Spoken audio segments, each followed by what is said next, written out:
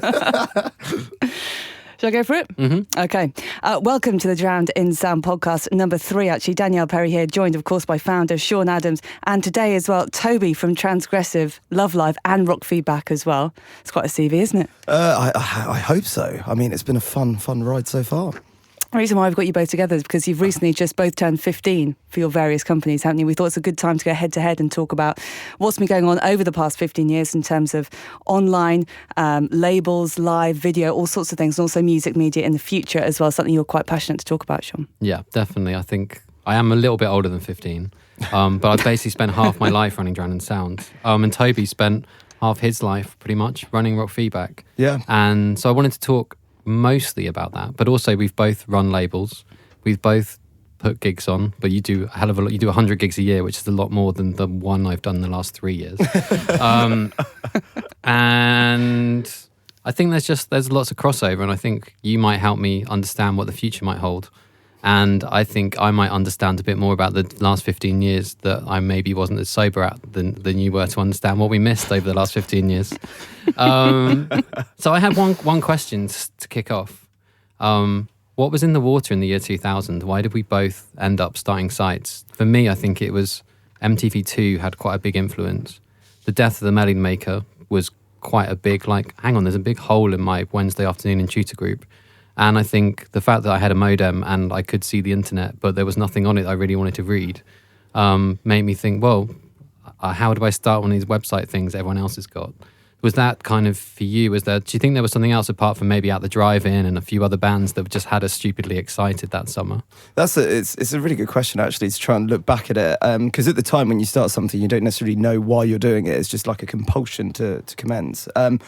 I think looking back, it was probably dissatisfaction on a number of levels. Some of them sort of like personal, some of them like kind of outward looking to my interests. I think as far as music media was going, I just felt underserved. I started reading, music publications like The Enemy at quite a weirdly young age, while all my friends are sort of reading, smash hits and, Just 17 and whatever was around. I kind of picked up The Enemy at school and, kind of got my hands all inky and started going to gigs when I was about 10 years old. The first show I saw when I was 10 was Blur. That's rewind. You don't get your hands inky. When you're reading Melody Maker in maths class and pretending to do maths, you ended up smeared on your cheeks when you were putting your hands on your forehead trying to pretend you were definitely paying attention to the maths lesson. It's so true, actually. And not reading Swells writing this epic diatribe. They were such big publications. Yeah. They were 80 to 100 pages every week. I don't know how they put them together. And it's a bit of a lost art, that level of depth, in a weird way. But I noticed a transition in the sort of kind of late 90s, and as I was just sort of kind of approaching adolescence, I was, starting to notice a kind of dip in the quality of music that's going on. After that 1997, 1998, amazing era, the death of Britpop and the transition records, which were really exciting. All these artists becoming either prog bands or trying to find something else other than, Rule Britannia and whatever had preceded it. Come 2000, there's really a dearth of popular mainstream British pop culture that excited me. But apart from Blur, obviously. Yeah. But there were also a lot of other things. There was like a US underbelly developing. There was Elliott Smith and Pavement, and there's all this stuff. And but then also equally on going back to the mainstream stuff, it was new metal, and then what good artists were coming out of the UK were getting panned by the music press that I previously loved. So I was like, okay, this won't do. I need to assert my opinion to an unsuspecting public and round up other people, talk about what I love, and that was it, really. It was just a compilation of work that was chiefly my own at the beginning, and then enlisting other people, and we just put all these kind of, in retrospect, very overly enthusiastic, kind of like diatribes on the internet, and that was Rockfeedback, really, and that was September the 15th. I remember it was a Friday night. I dialed up via my modem, and some people skin up, some people put a needle in their arm. I just heard that. Toby, get off the internet. Yeah. Mum, get off the phone. Exactly, yeah. It was literally that. You'd fight your brother, your mum, your cat to get this precious internet connection by this huge radiation emitting box in the corner of your living room. And that was my base for the next 5 years, really, obsessively writing and uploading articles. Do you ever remember, one of the things for me that at that time was I felt like as an Idlewild and Symposium fan, I was the butt of the jokes. And Idlewild were the first band I ever interviewed, when I was 14, before I had a website. Yeah. And can you imagine how hard it was? And you probably remember to get an interview with a popular band when you say, I've got a website. Except not only was I building towards a website, I didn't have one yet. I said, I'm going to have a website. And they were like, firstly, what, you're not doing a print magazine interview? Yeah. Who the hell are you? How old are you? Is your website funded? And I said, I told a porcupine, which is that it was funded, but they didn't need to know it was funded from my, like kind of like milk rounds, it was funded, by my dad's pocket money. It literally was a kind of, a lot of like faking it till you make it, and at times my dad, who doesn't have any ties to music, he would make the phone calls to PRs on my behalf because my voice hadn't broken and I was still at school. So it needed to sound like a man was calling to get interview time or to get reviews from record labels for shows and things. And, as the website reputation grew, it got easier and easier. But I remember it was so hard to get interviews. It was so hard to get into gigs. So all the initial work was me paying for every CD that was reviewed, me sort of like paying for every gig ticket until suddenly a critical mass built, really. There was definitely a point for me when, it's definitely around that time when I was sitting there going, I was doing an email fanzine for 2 years before Drowning Sound, and I used to have to print it out and send it to PR people for them to believe it really existed. Was that when you were in Weymouth? Yeah. Yeah. When I grew up there, so that was putting gigs on, and I started an email fanzine, which I guess Pop Bitch was probably the only other thing at the time that would have made sense. And that's a really good point, because there weren't really many websites, to your earlier point, about music, or even many websites in retrospect. It was kind of amazing, actually. There were just news groups. So you'd sign up to a mailing list with a band, and then you could reply or whatever, and it went to like the 100, 200, 300 subscribers to this mail group, and you'd post reviews or pictures, and it was a very sort of interactive, conversationally driven thing. And I guess the equivalent now is obviously social media, which we should definitely come on to later on in terms of how that affected things subsequently. But it's amazing that a website really became just like a kind of, as I say, it was a compilation of musings, really. Yeah. As a kind of sort of personal question on that, both of you said, I thought I needed to stand up and get this point across and really get my voice heard. Where does that come from, when you had that confidence to do that? Because not everyone could do that, could they? Youthful enthusiasm, belligerentness without... Ignorance. Yeah, ignorance. I mean, I'm sure you do. I'm sure everyone here does. You look back at something when you start and you're like, oh my God, can't believe I wrote that. Oh, I gave 5 stars to that. Oh, I criticised that. I used to send emails with like 3 paragraphs to Steve Lamacq about Muse to kind of go, can you play them on the radio? Because at the time he'd never played them.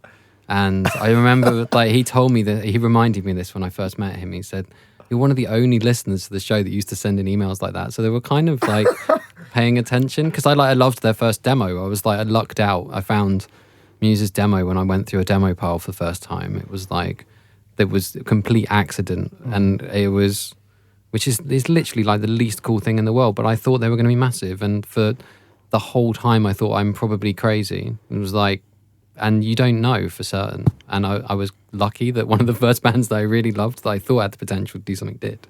It could have been so much worse. I could have probably picked King Adora and no one would know who I'm talking about. I picked King Adora. I think you were the... I didn't realise that. Yeah, I picked King Adora. You know what, actually I picked both bands, but there you go, like you win some, you lose some. I guess there was that just youthful, you don't think, there's no one saying no, so there was no real convention and no one had really tread that ground before. I think now, it's like, I can imagine both of us being 15-year-olds running a Tumblr and it being pretty normal. But I think being a 15-year-old in the year 2000 doing it was a bit strange. I think the mechanics have changed, obviously, as well. There was an element of, obviously coding's involved with everything, but there's so many automated, this is really geeky now, CMSs that back websites. So, content management system. Exactly. Thanks for that. Yeah, there we go. You can just fill out forms and I put that word in bold and click buttons, and it's not dissimilar to using Word or something on your computer, but HTML, which obviously still exists in various forms, but not as much, you had to code it. So every page I wrote was coded, and I'm the opposite of a coder or a geek. And so my brother was, fortunately, he is those things, so he used to help me, but every article I uploaded, I manually created. And so it's quite weird thinking back at that. That took so much time. Every page had to be constructed, You had to, if you wanted to redesign the website, you'd need to go back to every single page you'd ever uploaded. You know what? I once did that, actually. A few years into the site, I was like, right, I'm changing the design. This is terrible. And I re-edited every review I had done and everything that had been on the website. Wow. And it took me, it was supposed to be like a 2-month exercise. It took 6 months. You and I had was a good suntan that summer. I'm never doing that again. What was the pivotal moment for both of you where you suddenly thought, actually, this is turning into really a trajectory where my career is now this? Was there a pivotal moment for either of you? I think probably both of us around the same time of Like, I don't know, for me, I was working 4 or 5 other jobs, and I probably continue still to write. I was at school. 3 or 4 other jobs. I remember, like, it was quite funny with Sean and me, because Rockfeedback started in September 2000. You kicked off in October, didn't you? And I remember, like, a year in, like, I think we were both sort of a bit competitive back then. And we used to sort of keep tabs on each other and email each other. Like, you actually emailed me, go, I remember this now. It's funny you mentioned Steve Black. You go, how did you get that Steve Black interview? Yeah. And I remember going, I can't remember how I did. I think I did what you did, which I was just sort of badgered him until he just, like, said, I'll do this interview and get him out of my life. But you were in glamorous High Wycombe, so you were a bit closer to pop in on the train. That's a good point. Yeah. I was 45 minutes away. Oh, you're still competitive. I love it. It's true. I did have that geographic advantage. But I remember us both chatting on Instant Messenger though, and just like, I don't think it was competitive. I think it was healthy competition. Like, I think if there'd been no one else doing it, I think we both would have felt a bit crazy. That's a really good point. I felt at the time really. I mean, that I alluded to it earlier. Like, I felt personally quite sort of dissatisfied as well. That's the other thing. It wasn't just about music coverage and media. You know, at school I was genuinely like struggling to find anyone with the same taste in music and the same sort of cultural outlooks. And, you know, everyone was like, you know, it's all the cliches of those kind of like sporting videos from the 90s and that you watch on MTV, you know, but everyone was like, you know, in the sports teams and all that sort of stuff. And, you know, for any listeners that obviously can't see what I look like, I'm the opposite of a sports guy. And, you know, so for me it was like, okay, I'm going to channel my alienation into hopefully a more constructive, positive thing. And so, you know, the beauty of that is that you meet like-minded outsiders and then everyone sort of like kind of comes together to form something greater than the sum of its parts. So... So landscape was so different back then, wasn't it? If you think about how much music television we had, actually, how many videos you could see. I mean, I remember going around to people's houses just to watch M2 all night, and it was amazing, wasn't it? And so how things have changed to now, where everything is so different, isn't it? What's been the biggest hurdle for you both from then to now? Myself is probably quite a big hurdle. But I can't really jump over myself unless I try and do one of those backflips like the guy from JLS. But that'd be great. That's not something I'm going to do on air. I've just done it. It's happened. It's good. That looked great. I guess one of the bigger hurdles was trying to take it from like a hobby to a professional thing. I remember meeting Levi's, I think it was once, their ad guy. He was like, well, you've not got 1 million readers, so why should I care? And I was like, well, you're taking out the ads on the Fly magazine's gig listings, and I don't think the Fly has 1 million readers. Getting our first ad was quite a challenge because it meant that some of the costs of actually running it could be covered, because it was costing quite a lot, and I was working jobs just to pay to keep the site going, which it seems quite stupid thinking about it.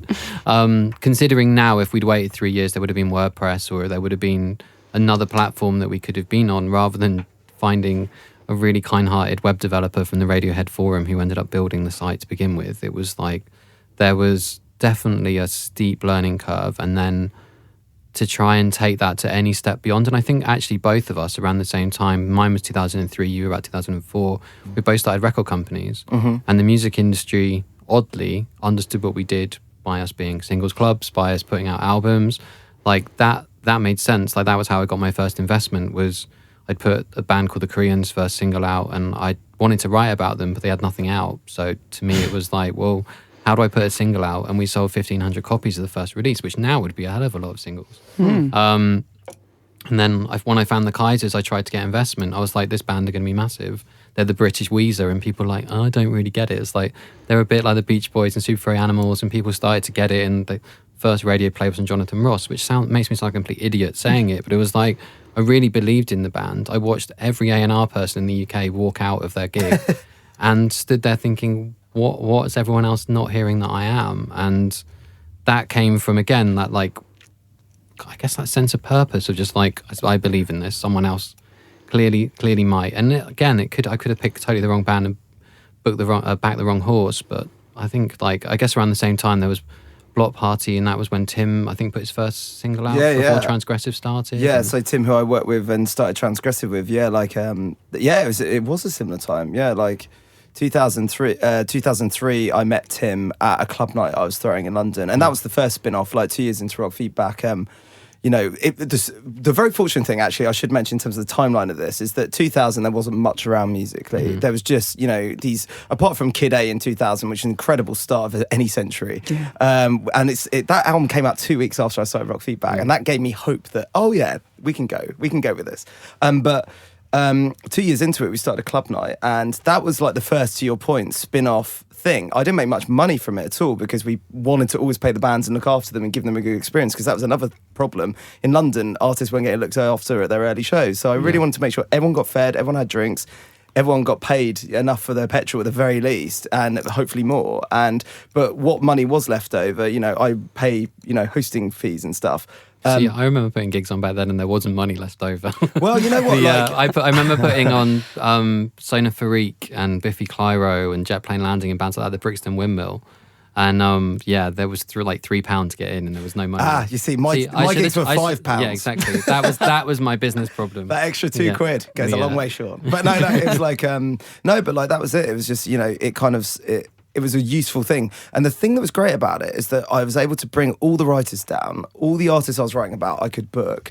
And we had a few lucky breaks, you know, like as that club night went on, it was called the Basement Club, and it was held at the now defunct Buffalo Bar in Islington, which our new office is kind of really close to, which is quite spooky. But basically, we'd write about a band, we'd book them, and invariably a lot of them were quite successful, which was really fortunate. And that was the start of this amazing thing. And then the Strokes came out 2001, 2002. Then bang, there were all of these artists. And because we had a club night, because we had a website, we were like literally lost within it. And whereas before everyone was like, who the hell are you? You're not a print publication. Because we got all the first interviews, all the first shows, everyone was like, oh, wait a second, you have to do Rockfeedback first. And like, even though we didn't even, and still don't have a huge readership because we're awful at audience development, you know, like what did happen was there's a real... the people that do read it. Yeah, the people that do read it, i.e. the artist reading about other artists. It felt like a club. And then, and just to go back to the point about the record label thing, it was at one of those club nights that I met Tim, and I booked one of Block Party's first shows, and Tim was selling their 7-inch in the corner of the room, and Kelly said, you guys should know each other.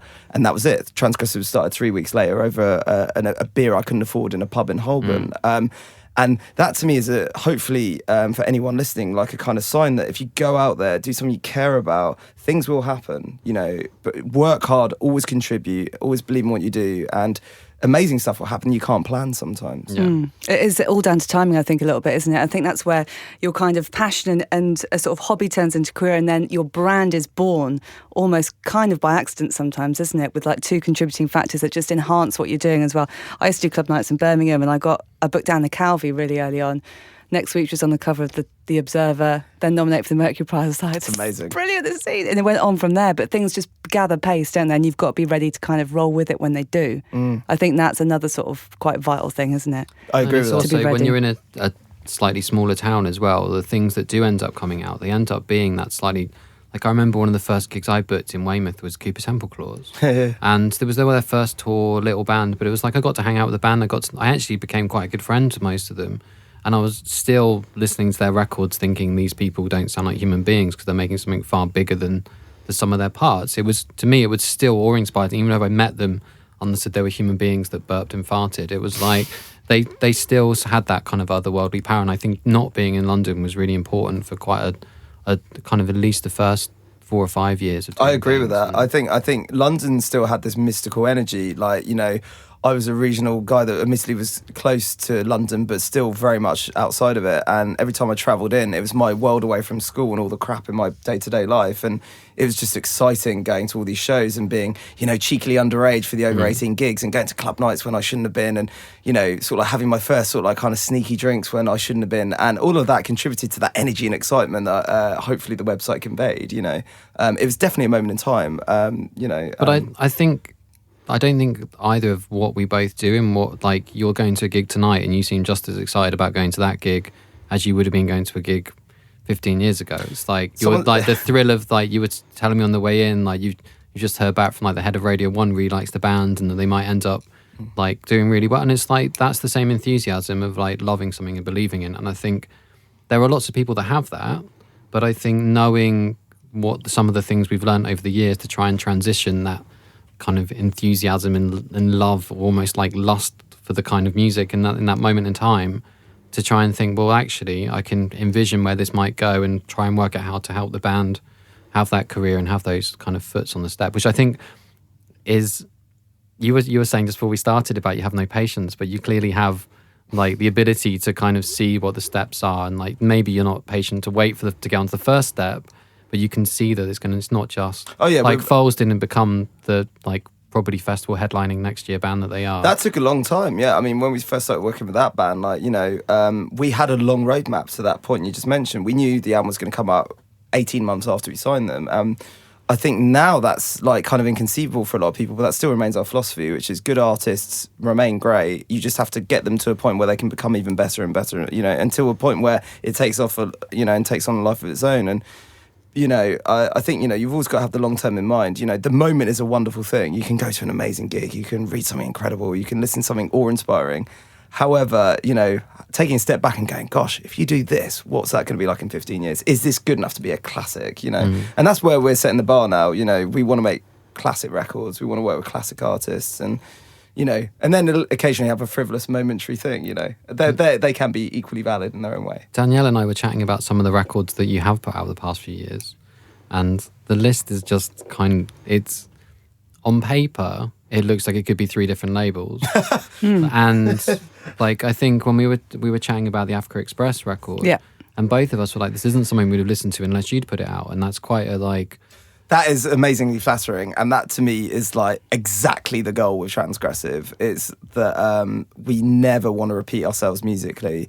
We don't know where we're going to go next. And genre-wise, Tim, me, Leela, Mike, everyone at the company, we're ingrained with a sense of complete, sort of love of all music and all artists and all forms of art, really. And there's no sort of for a group of people that endeavour to be organised and to work really hard for their artists, the only prerequisite is it excellent and special? Is it the best in its genre at the time? And that's it. We don't care what the genre is. We're not and sometimes that's created problems for us, some people pigeonhole us, or in the early days they used to pigeonhole us. But now the benefit, having done this for over 10 years, is that people always feel they need to listen to our records because they don't know what's going to come next. Is it going to be Africa Express? We've just signed our first classical artist, and if someone said to me when we were putting out Young Knives records and Mystery Jets records and Lady Fuzz records, you're going to put out a classical record in 10 years, I would have been like, really? Cool. But you probably could imagine writing about it.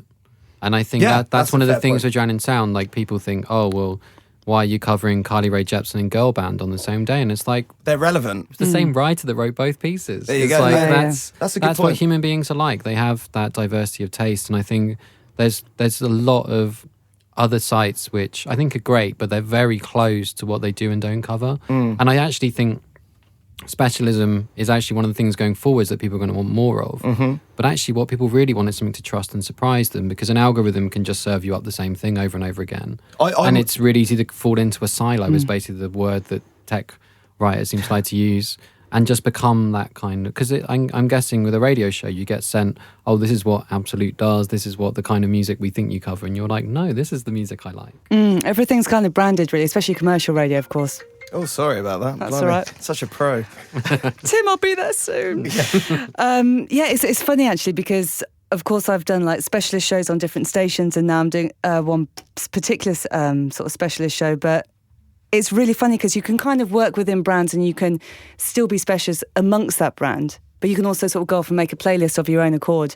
I'm doing this one that sort of, I was just sat there the other night and just putting songs that remind me of autumn down. It goes from anything like old blues records like Janis Joplin and stuff like that to some old Coltrane and then something mental from the Mars Volta or something. But I can do that as well. But that, I think, is what the internet gives us. And I've had to really push myself to do that because I was a bit like, I don't want to get involved. I don't want to tweet so much. I didn't like the social media thing. I didn't like I had to do that.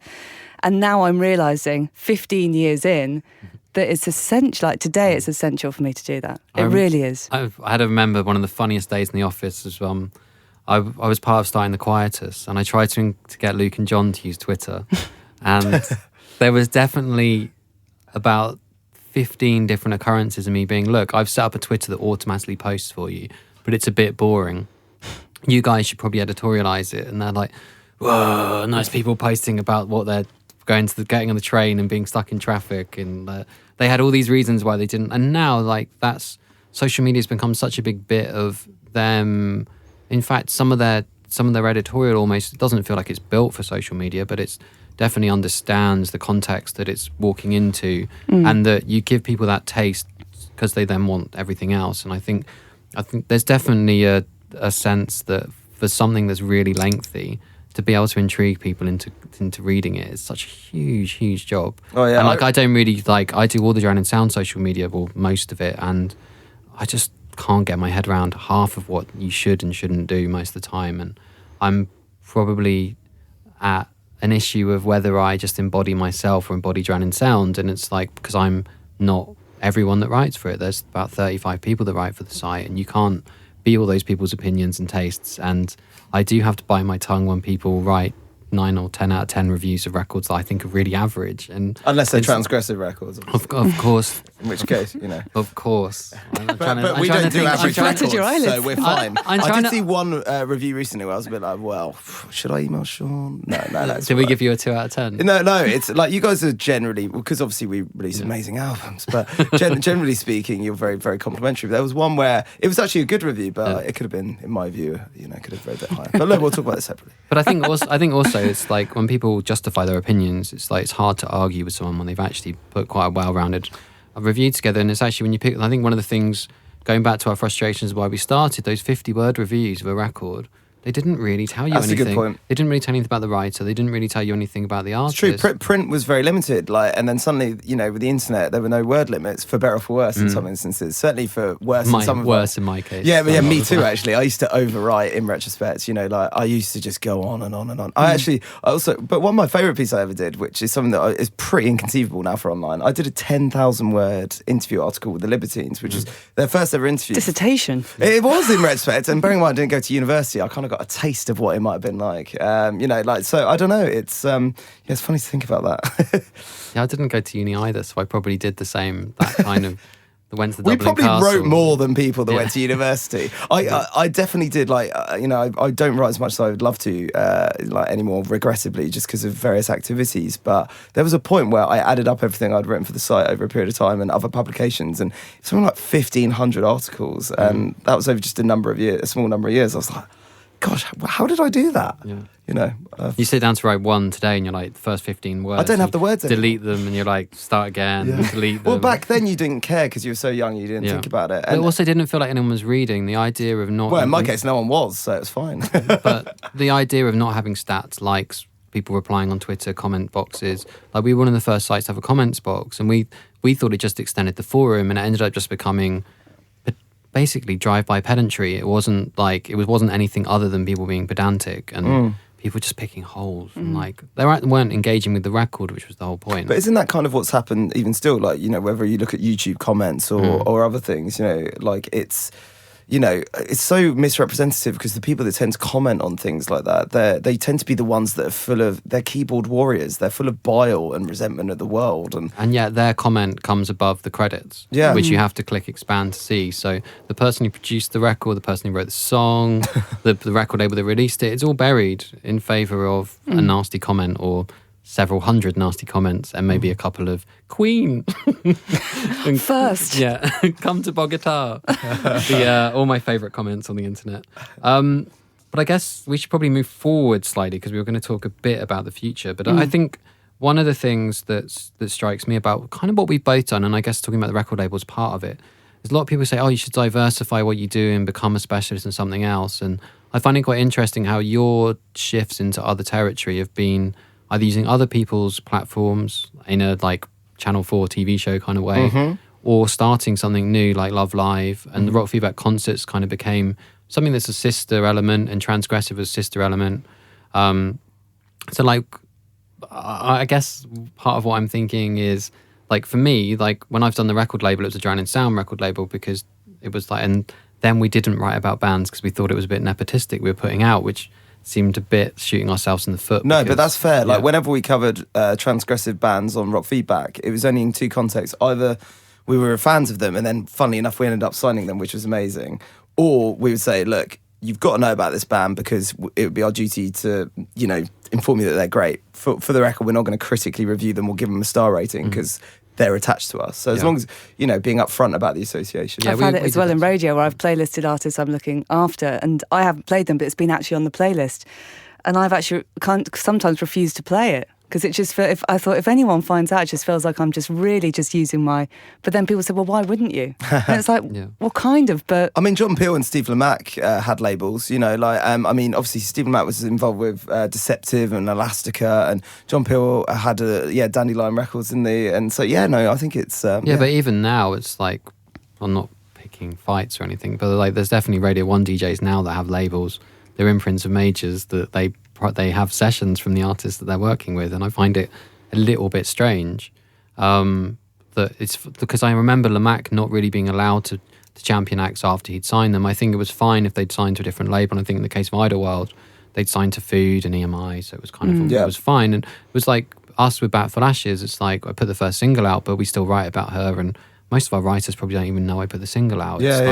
It's not some we have to be really nice. But isn't it so weird though, isn't it? Because radio is so important now, isn't it, to break bands, because there are so many bands out there that if you sign someone up, like you started something label off, or you're looking after bands because you're that passionate about it and you want it to happen, to then turn down radio support is kind of sabotage, isn't it, in a way? So it's a really tricky thing, I think, that one. I agree with that. One of our worst situations was Mike Diver, the biggest youth movies fan in the world. And we went through the press kit after we signed the band and hadn't realised that Mike had written almost every piece of press they had. We had all the pull quotes. And it was like, oh, who was the person who wrote that at Rock Sound? Oh, Mike. Who was the person that wrote that for Krang? Oh, Mike. That's actually hilarious. And then we went to send the album out. We were like, most people at the magazine hadn't really heard of the band. And it was a bit of a, like, oh, they were such a... Anyway, you picked Foals and I picked youth movies. And Andrew left Foals to focus full time on youth movies. Well, they're both great bands. The parallel histories that we could have had.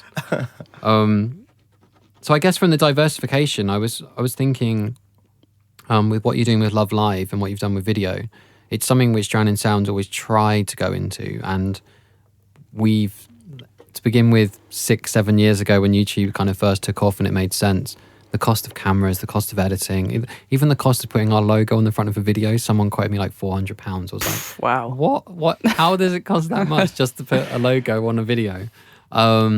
And there was definitely a time when that was a lot more expensive, and you guys were doing quite a lot then. Mm-hmm. Is that one of the things where maybe it's been precarious in your kind of enthusiasm to walk into? Well, not that I know anything, I'm just absolutely. I mean, it was naive, the starting of the filming side.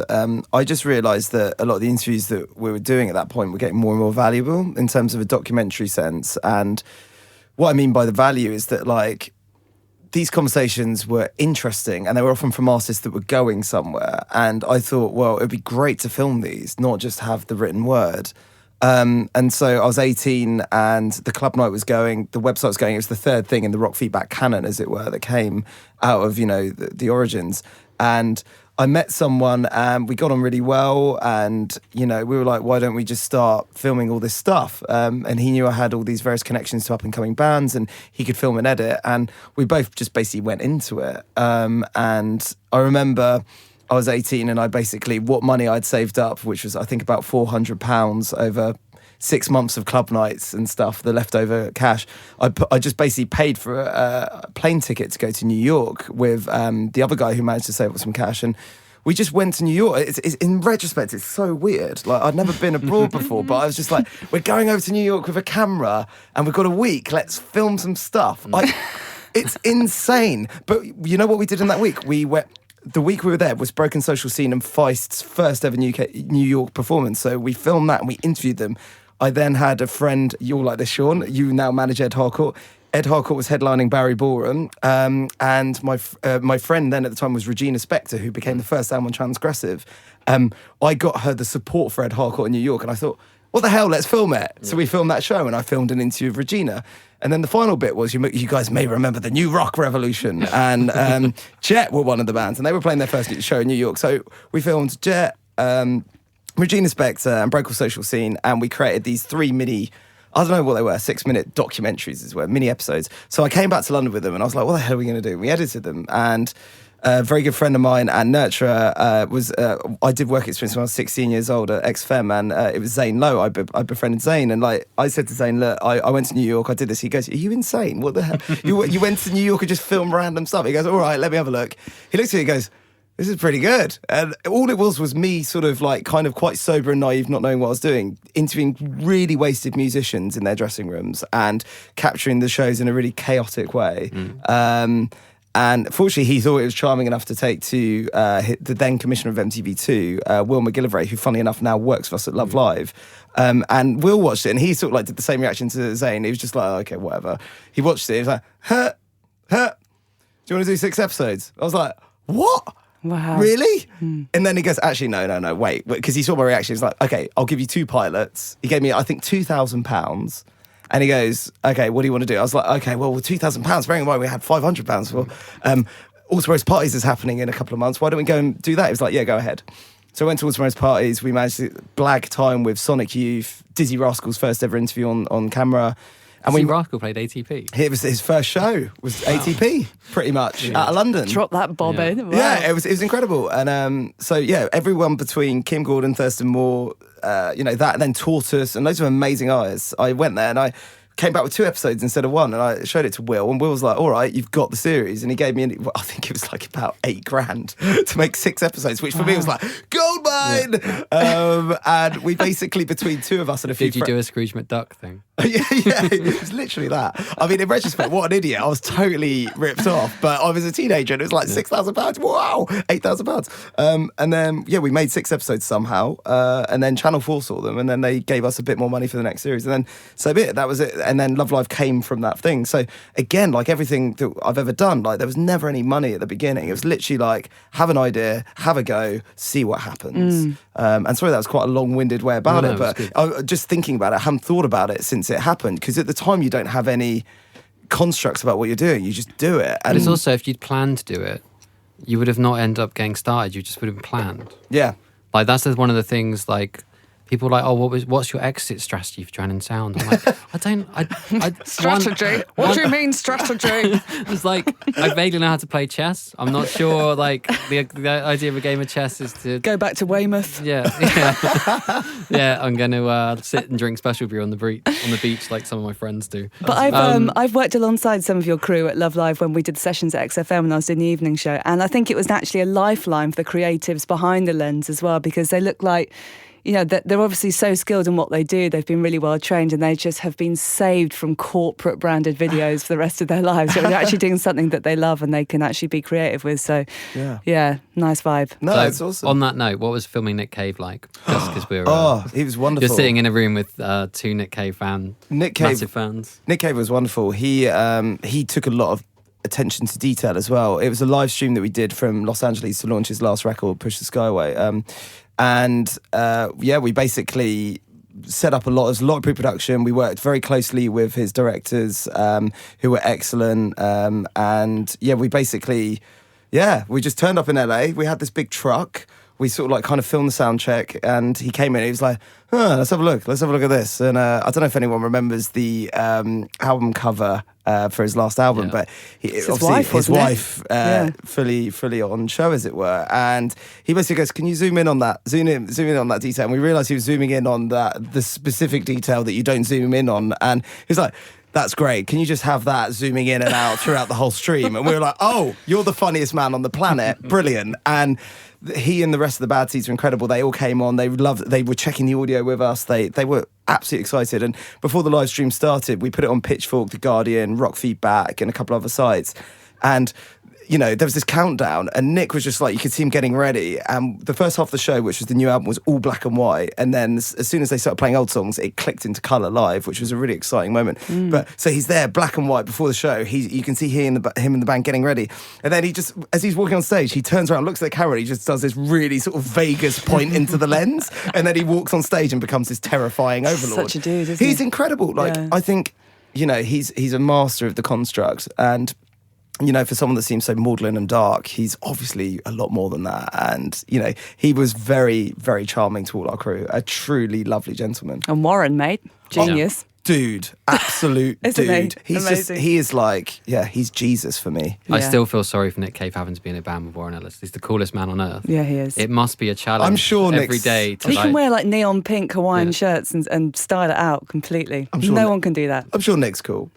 I'm sure he's cool, but I'm sure he must just sit there going, Warren, you're just effortless. They're all cool. Like when they go on stage, they're like this gang of just... Yeah, they're very, They've very... lived lives. Yeah, totally. And did you have that moment when it was live when, since that moment in Glastonbury that no one knows whether it was staged or not, where the girl kind of gets lifted up to... Do you remember that? To Nick in the crowd. Did you see that in Glastonbury? No. I He, think they only showed one focuses in song on this TV. one girl. It was a couple of years ago and she was wearing a pristine white, almost like a ghostly bridal gown. Do you remember this? Yeah. And she was lifted up in the crowd and everyone thought it must be a stage because she was so clean for Glastonbury. But now every live concert, girls are just waiting to be picked up, aren't they? It's just like, come on, Nick. I always wear my white dresses at Nick gigs these days. Me too. In the hope. Yeah, absolutely. So if we look forward to the future then, I mean, because you sent me an email earlier which had some crazy, weird, hologram, terrifying future ideas for technology and music media as well. I mean, where do you think that's going to go? Can anyone answer that? I honestly started just getting all those things out of my head, which I've written in a blog up on Medium.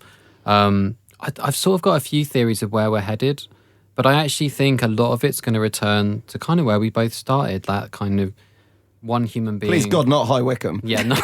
Please God. Don't go up the junction. Took me a long time to get out of that place. But I think there's that coming back to people are going to want human beings to sort of, they're enthused to say these are the few things that we like and what we think. I just think at the moment we're with this weird position where, like Drowning Sound runs playlists on Spotify. Spotify raises millions and millions of investment. People spend £120 a year to use Spotify. And yet, as a curator, you're just kind of encouraged to gain more followers. And for what reason? Like, we're encouraged to gain more followers on Facebook, and then Facebook want to charge us to reach those followers on Facebook. And I think we're reaching an impasse for publishers especially, of advertising is shifting. I think we're starting to do a lot more kind of native content is the technical term for basically an advertiser paying you to write a piece about something that they do, which is sometimes can be quite interesting. And as long as you make clear this piece was paid for, you've got a budget to pay a writer to do a piece that you probably would have commissioned on that topic anyway. We're not being asked to write kind of features about, gives this band a 10 out of 10 band. If we give you an extra 50 quid, can you make it a 10 out of 10 review? That isn't the case of what's happening there. And I think there's definitely the kind of the where the money is. And it used to be you could just run a site and run adverts around it, design the site around the advertising, which is annoyingly, like, some of the biggest costs we ever had is redesigning just to fit advertising in. All the functions we've wanted to build and things we wanted to fix have been thrown out the window for, if you don't do this, you're not going to have any advertising in 6 months' time because all the advertising's changed. Which is the really dull bit of doing the sites. Like, I wish I just sat there and I could go, right, I've got £500 this month to commission these 2 interviews, these 6 album reviews. Instead, we've got pretty much no budget for editorial. We commission a few bits here and there, but most people write because they want to write. They use our site as their blog and their outlet, and we just kind of aggregate really smart opinions, often very funny and irreverent, and often people that come up with things that they're writing about a band you never would have heard of. Like the other day, we just did our lost albums the last 15 years, and there's a record, literally the writer can't find anything. He just loved one song.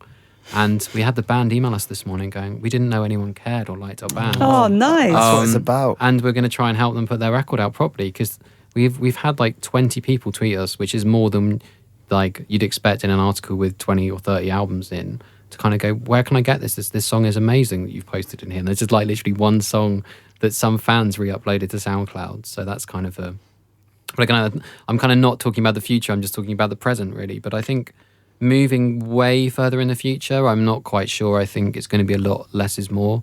I think nowness.com is quite a good example of what a kind of posting once a day kind of website's like.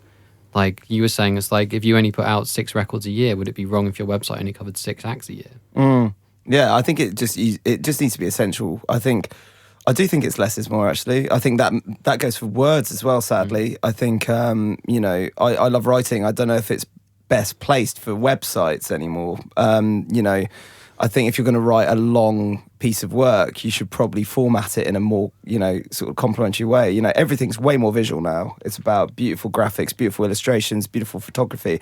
That's one plus, actually, of the last couple of years, is that, whether it's Nowness or whatever, or Dazed or any of those people, people are really up the game in terms of making these things way more engrossing as a visual thing. And what Pitchfork have done with their kind of equivalent of the cover story type approaches to feature artists, I think is really stunning. And, I think that's a really nice approach, It can be a little style over substance, though. Well, but that's the same with any magazine. There's a lot of really nice looking features where the writing just isn't that great. And I think one of the biggest problems we've got is that young writers haven't got great editors that have got the time to dedicate to helping them become great writers.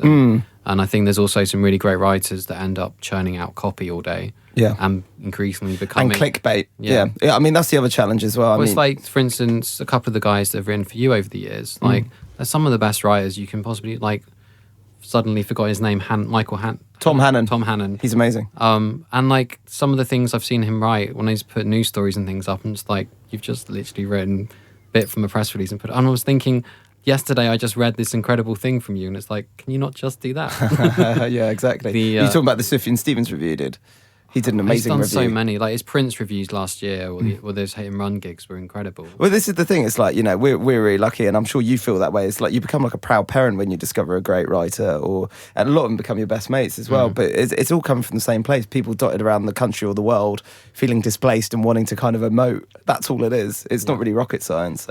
I think, the future's going to be interesting. I mean, to your earlier point about monetizing the commercial side of it, that's where the value's kind of becoming now. It's like, you've got this buzz term of influencers, and that's all to do with people that have their own audience that they've created through sharing opinions, through sharing thoughts, through just sharing what they're listening to or talking about. And, if you build enough of those people, suddenly there is a monetary value attached to that, because what people always want is to buy credibility and to buy audience. So if you have both, you have credibility and an audience, you've suddenly got a premium, really, that's better than clicking on an advert. So the irony is, Sean, actually, you've got a pretty decent, like kind of social following and all that stuff. There is value in that, and people are cynically buying into that. It's a bypass and a gate crash to it. I think that the only danger of that is people keeping their integrity and not just going, hey, I've got 100,000 Instagram followers, and then doing things without being extremely upfront about it. I think we're going into a weird, like, when product placement was acceptable until all the Ofcom legislation came in, we're almost entering a new phase of that, but for digital. As long as people are clear about the deals they're doing, I don't mind it. But I have a feeling there's going to be a lot of dodgy stuff over the next couple of years. But it's also when people become the kind of the brand, they start to drink their own Kool-Aid. Oh yeah. And they don't realise they're pissing in a bottle and drinking it. Like, Yeah, there is definitely a point of no return with the individual as the brand. I think one of the nice things about having Drowning Sound as a platform is there's always someone to balance me out, and there's always other opinions. There's thousands of people on the forums that if we post a review that's completely off piece, they will say in seconds. That's great. You just have to look at the comments on the NME relaunch, just the comments on their Instagram about who's on the cover.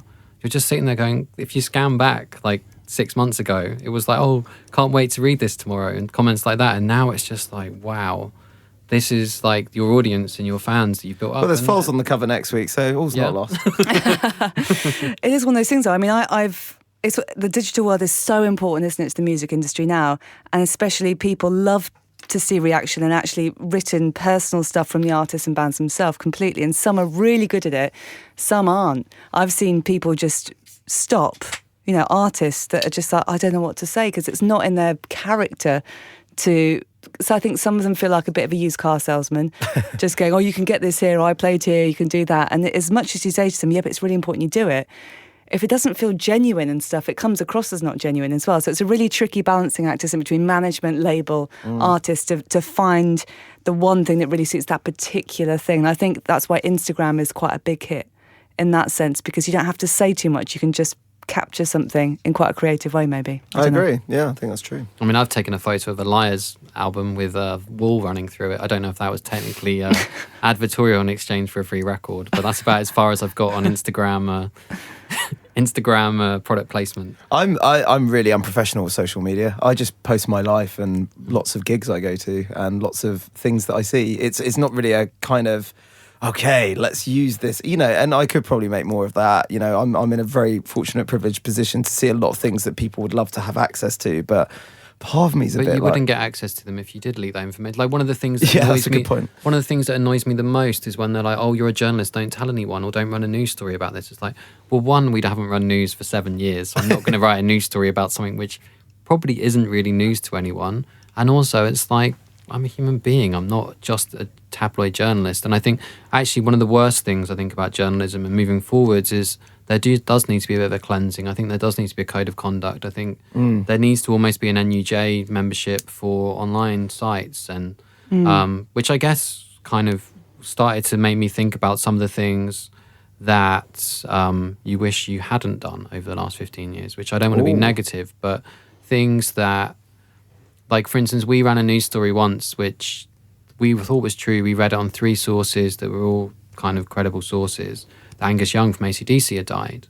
Oh gosh, I remember that. We ran it. That went everywhere. Yeah, and because we ran it, we then became the source that everyone else used. And I'm just going to open my beer right now because the stress is coming back. The darkness of this tale. Oh my goodness. You get broadcasting so much. It's brilliant. Yeah. Yeah, theatre of the mind, painting the picture.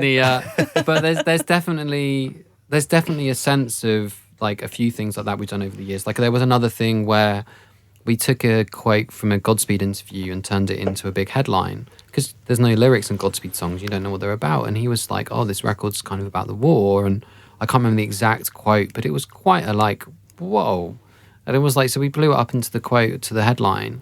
And obviously he took exception to being quite out of context. And it was like within the context was, that's the headline, now read the feature.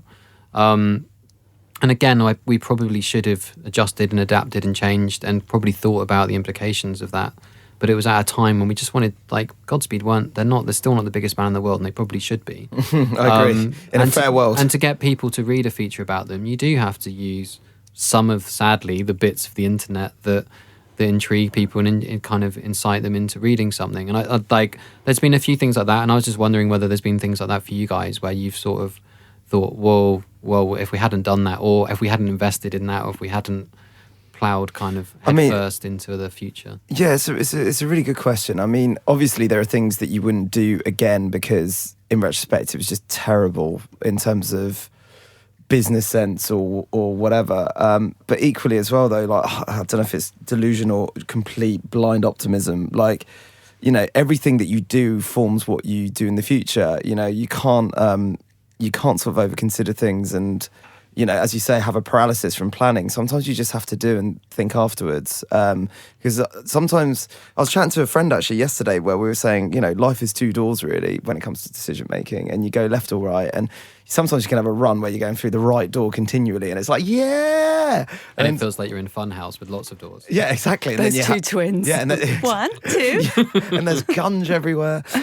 But then sometimes you go through a door and like, look, there's no such thing in my view as a bad decision. You know, you know, and what I mean by that, to qualify that, because obviously that's not true if you take that out of context. But what I mean is that, like, if you've got a difficult situation and there's pros and cons to both, you know, sometimes you just have to go, you know what, this one will do. And, you know, I look back at sometimes I'm like, oh gosh, that was really bad, and oh god, that really dented the bank account. I remember one time where, you know, Transgressive was going through a really tough time and we didn't have any money in the bank, and we just spent so much cash on like the money that we'd made from bands that were doing well. We were signing loads of new stuff and we kind of were being unrealistic in retrospect.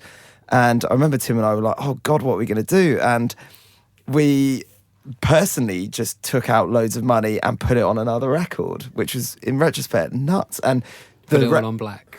Yeah, exactly. Yeah, but the record didn't end up doing amazingly, and we never got that money back. Yeah. And do I regret it? Weirdly not. I love the record that we made, and you know, I guess I'm not really answering this coherently, because I guess what I'm trying to say is that from a business level, there are things we shouldn't have done, but from a creative and you only live once perspective, what the hell? You know, I think the one great thing about having partners and people you work with every day that you love is that you're in it together.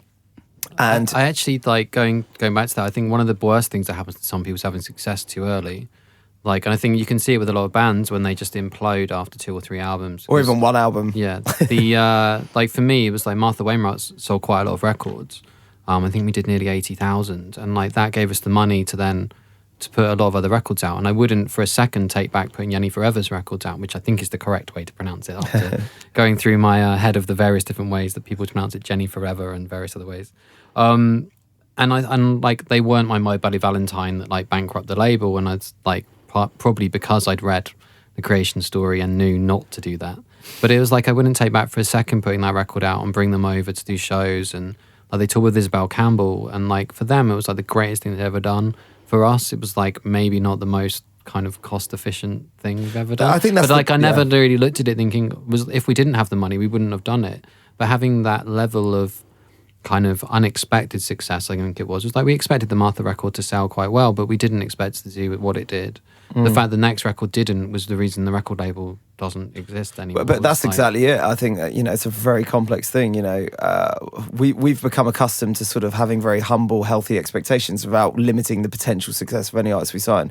We aim for the skies every single time with every artist we sign, and have really huge belief in every artist we work with. But we try and resource things, in their interest as well as ours, where you don't go mad too soon, because that's the major label way of working, where you spend everything on single 1, single 2. Oh, this is a bit stressful, don't release the album. Every album we've ever signed we have released, and in some instances it's almost bankrupted us. In some instances it's been the best thing we could have ever done, and you don't know at the time. You just have to follow your heart and keep naive, preserve that naivety, because you never know what's going to happen. Preserve Naivety Totally. Records should have been my record label name. It's a good name. It's a good name. So in fact, talking of 2-word things, in your 15th anniversary post, you talked about being cautiously curated. Cautiously curated. I was going to say, I got some of the syllables out, but not most of the word. Was that in context? What was that in context to? Just in terms of what you published, you talked about being cautiously curated as a website, and I wondered if that principle going forward is something that other websites need to think a lot more about. Like my main bugbear is that if you champion everything, like everything's amazing, then nothing is. Well, that's a good point. Yeah, I think we've always been, and this goes for Transgressive as well, it's like we have to believe in everything we put out. And I guess the only whitewash with that is that we don't release music we think is shit, and we don't write about music that we think shit. So everything we do is like a badge of this is good. Some of that's subjective, some of it obviously objective, because we know what's going on. But I think cautiously creative relates to we think about what we do, but once it's considered and it's gone through that process and it's out there in the world, then you'll see lots of enthusiasm. You'll see a lot of passion for this brilliant stuff we're lucky to work with.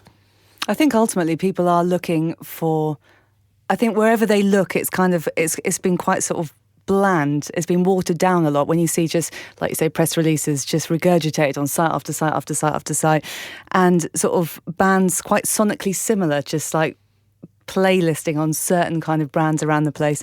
I think people still really do want to read personal accounts, really well-researched accounts, listen to something that really challenges them. I still think it's out there, and I just really hope that the charts kind of begin to embody that and people begin to take a few more risks. Because I think that is possibly the turning point in the whole kind of landscape of the UK music scene at the moment. I just want people to take a few more risks, because I think sometimes people play too safe and trends just sort of dilute into nothing and then they're forgotten. I'll tell you what I want to see more of, related to that point, Danielle, is I want to see more artists that have real ambition to make things better, and what I mean by that is there's a lot to talk about right now, politically, socially, whatever, and I'm starting to see it a bit. I'd love to see it more, but like there's definitely a bit of a timid sort of I want to impress the cool blogs vibe going on with certain musicians. That should not be part of your architecture. You should only be considerate of like how meaningful what I'm creating can be, how far can I push this, and then when you perform it, how can I blow people's minds. But also a lot of that comes back to one of the things you said in your piece was about interviewing characters,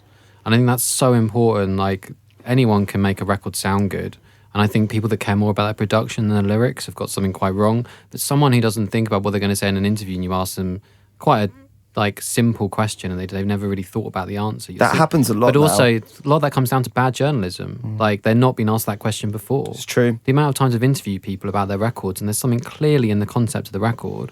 Like I asked St. Vincent about the kind of sex mask thing that was on the cover of her record, because it was quite a striking cover to an album, clearly put together as an image about someone kind of suffocating in a mask. And she was like, oh, no one's asked me about the cover. I haven't really thought about it. And I was like...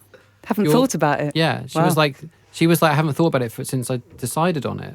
And it's like the record had been out for 3 months. I was like, what? It's kind of ironic, though, bearing in mind you and I are kind of, amateurs done good sort of thing in that respect, or aiming to do good, that, we think about these things now and we didn't have the formal training to be journalists or whatever.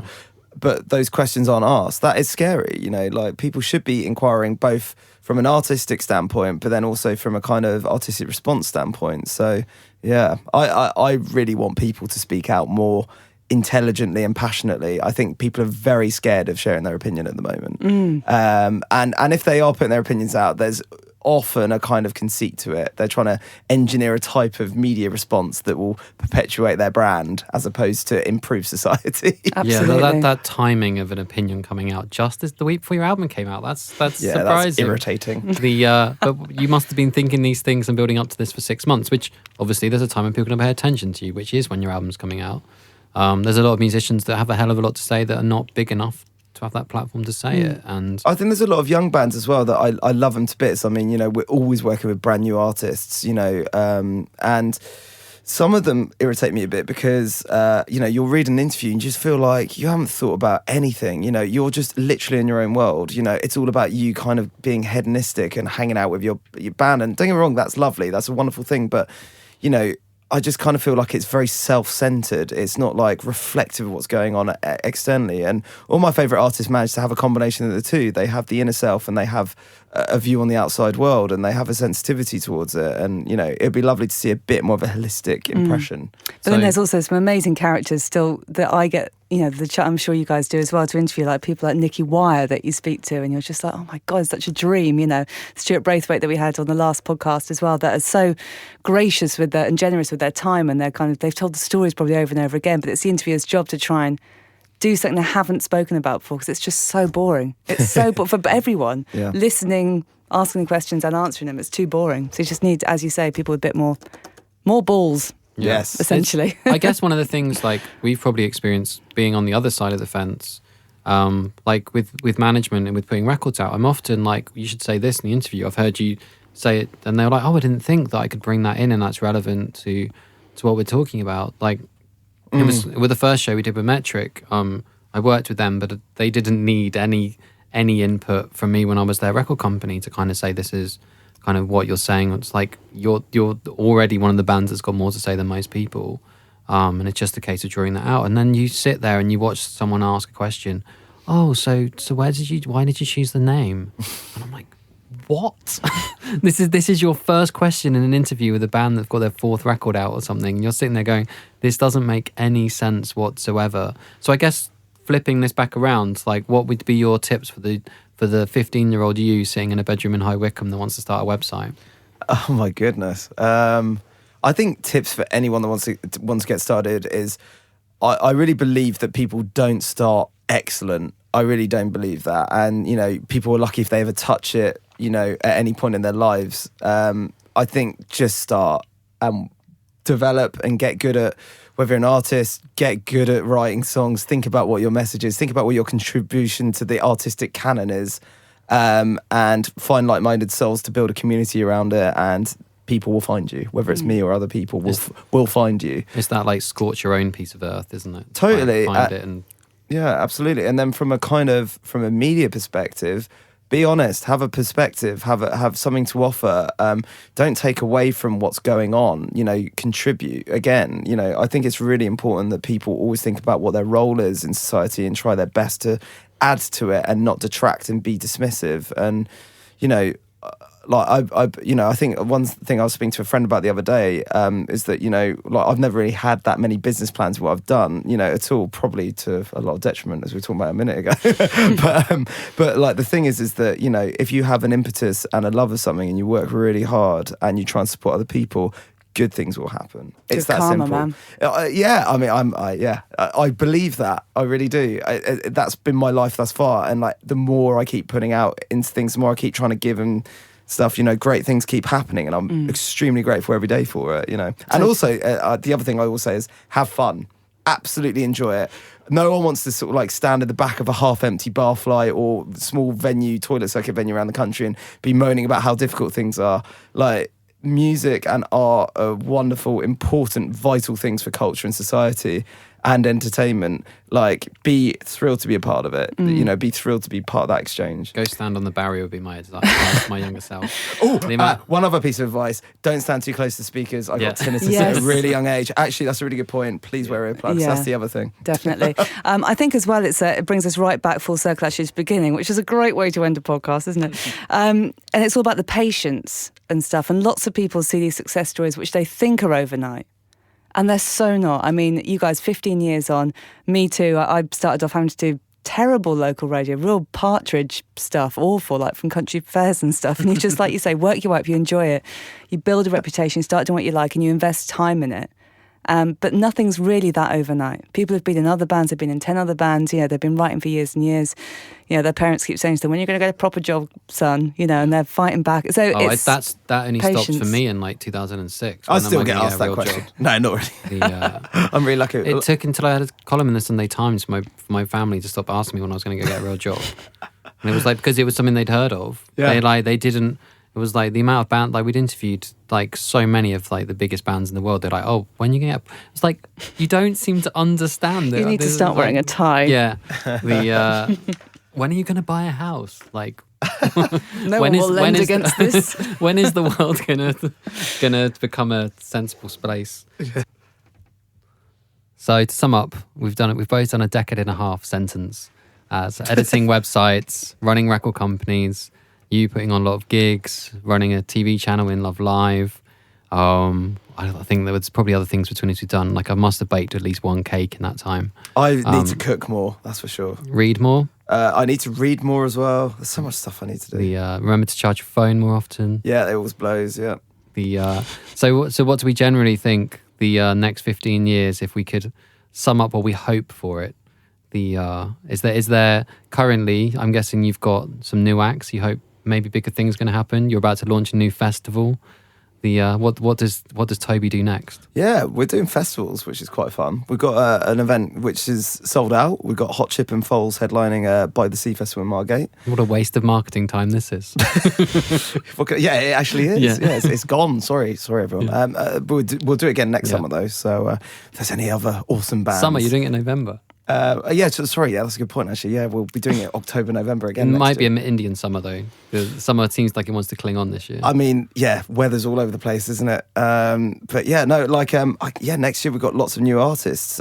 We've got returns coming as well from a lot of our bands like Songhai Blues, Gengar. Always, we're wanting to do second albums quicker. That's one of our New Year's resolutions. So hopefully second albums from all of them.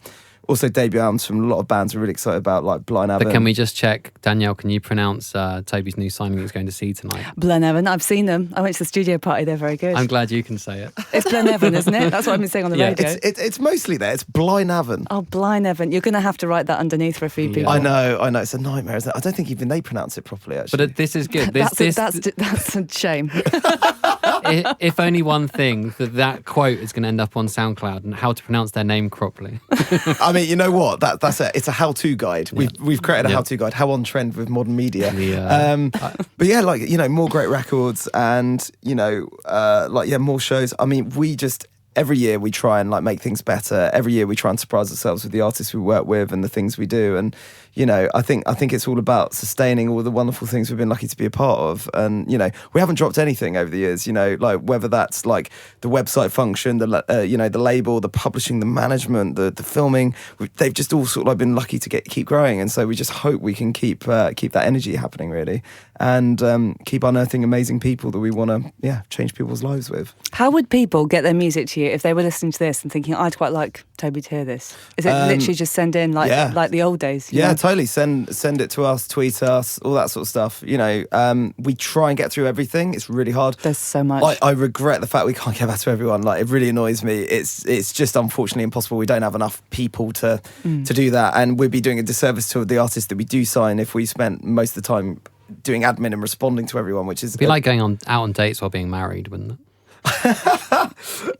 Yeah, it kind of does feel a bit like having loads of relationships when you're right. Like, for example, we got 2 shows tonight. We've got Blind Avon and Gengar both playing separate shows in London. So yeah, I feel naughty. I'm not going to see Gengar tonight, but Tim and Leela are, and they're not going to see Blind Avon. It's like it is a bit naughty. But you know what? Like, love them all, and yeah, I just feel lucky to be doing this. I can't Nice believe problem it. to have, isn't it? I just can't believe this. Yeah, it's nice to think about 15 years. That's the one good thing about anniversaries, is a moment to pause, look back and go, cool, keep going. Yeah.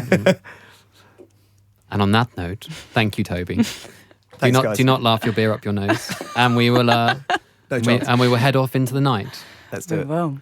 Coming up on the next episode, we have no idea what the next title is going to be. No, but you can subscribe. It is free. Yeah, you can subscribe on iTunes. You can subscribe on... There was 3 other Android platforms I've added it to that I cannot remember the names of.